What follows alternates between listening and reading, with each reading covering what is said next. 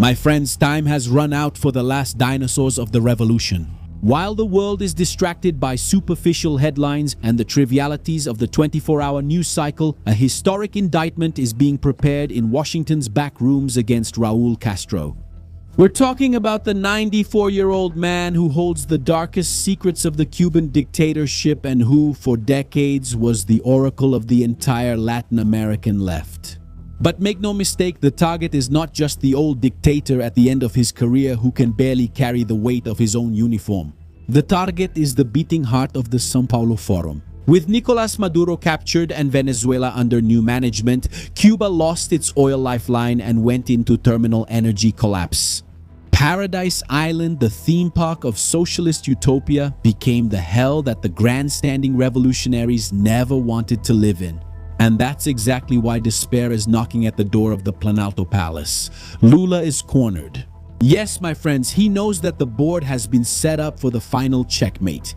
And today, you will understand how the fall of Cuba represents the end of an era of bribes, hidden accounts, and dictatorships financed with the sweat of the Brazilian people. The noose has tightened. And the last great leader of this block is on political life support. Now subscribe to the channel, turn on the notification bell, and like the video. The news that shook the halls of power this past week was precise. The United States is working to formally indict Raul Castro. And the messenger was not a low-ranking diplomat or a second-tier spokesperson. It was the CIA Director John Ratcliffe who personally went to Havana to meet with the top officials of the Cuban Ministry of the Interior. But why dig up a 30-year-old crime, you ask me? The indictment focuses on the fateful year of 1996 when planes from the humanitarian organization Brothers to the Rescue were shot down by Cuban fighter jets. At that time, Castro's regime thought impunity would last forever, but the impact here is geopolitical, not just legal.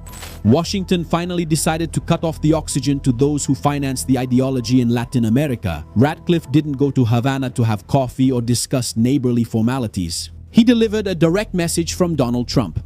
The United States is ready for dialogue on economy and security, but only if Cuba makes fundamental and immediate changes. The message was clear. Cuba can no longer serve as a refuge for adversaries of the Western Hemisphere. The time for strategic freeloading is over. Without Venezuelan oil and with Russia bleeding in Ukraine, Cuba is now an empty shell. And the indictment of Raul is the final nail in the coffin of the Republic. To grasp the gravity of the moment, one must examine the map of ideological hunger.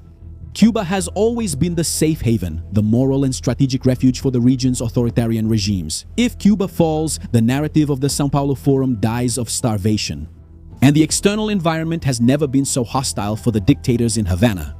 Traditional Russia, the regime's godmother and heir to the Soviet Union, is losing momentum and resources in the war in Ukraine. Vladimir Putin can no longer support a bankrupt island thousands of kilometers away, while his own tanks are turning into scrap metal in Eastern Europe. China, on the other hand, is pragmatic and cold. Beijing has no interest in failed countries that don't offer immediate commercial or strategic returns. They don't do ideological charity, they do business. The fall of Maduro in Venezuela was the final blow. The oil supply was cut off, and the end result is the total collapse of the Cuban power grid.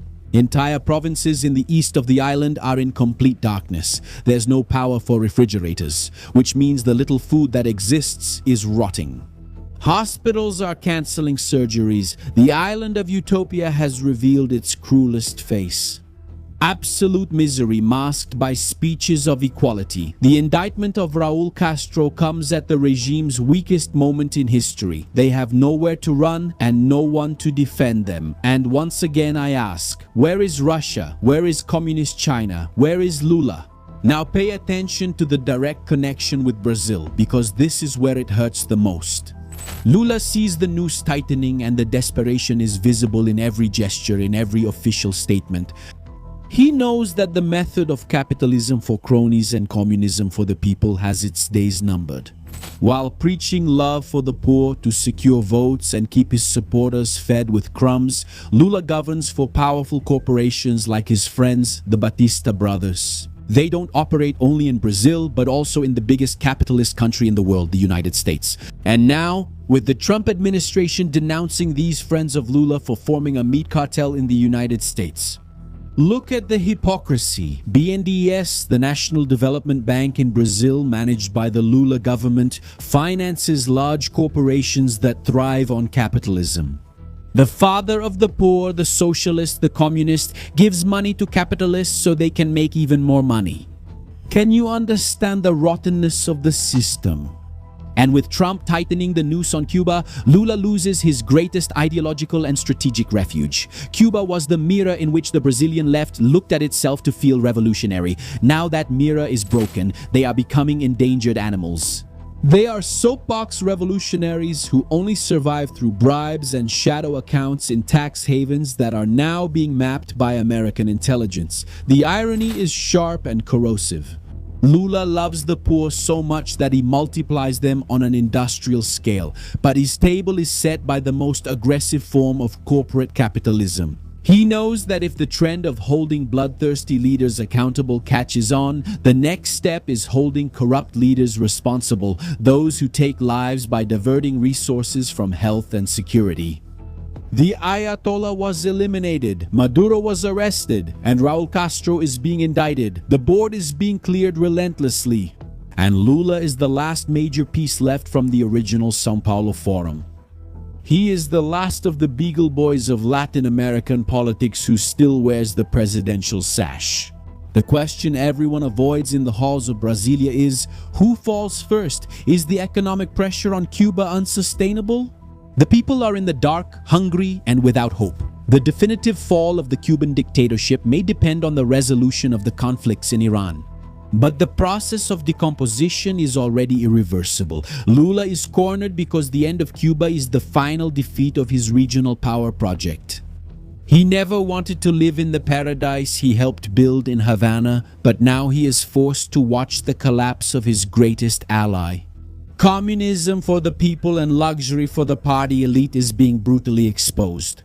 Are the cancelled surgeries in Havana a reflection of what corruption does to the public system anywhere? Brazil needs to wake up to the fact that the global playing field has changed.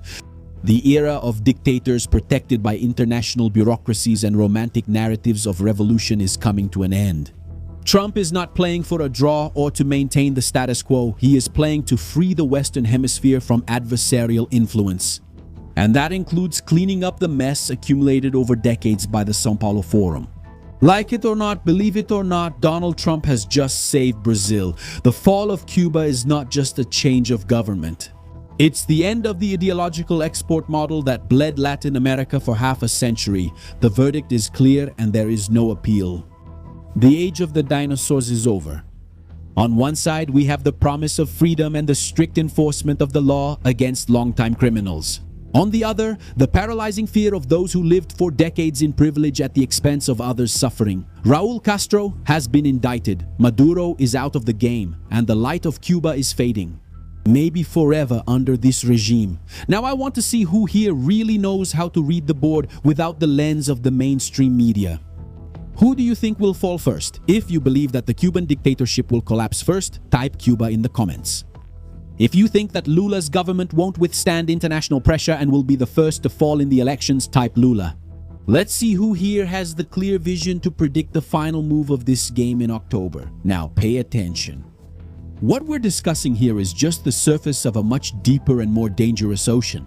If you want to continue this topic in even more depth and access in-depth analyses that we can't openly share here because of the algorithm, this platform isn't ours.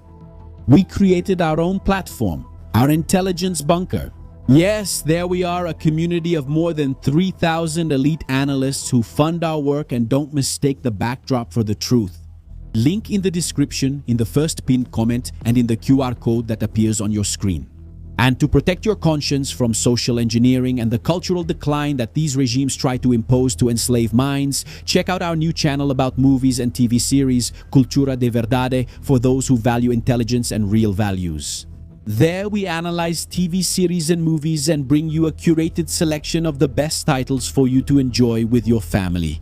So the link is in the description, in the first comment, and here on the card. Check out our channel. Now subscribe to the channel, turn on the notification bell, and like the video. It takes a lot of work to make this. Shield your mind. I'm Shimon Oliveira. See you in the next video.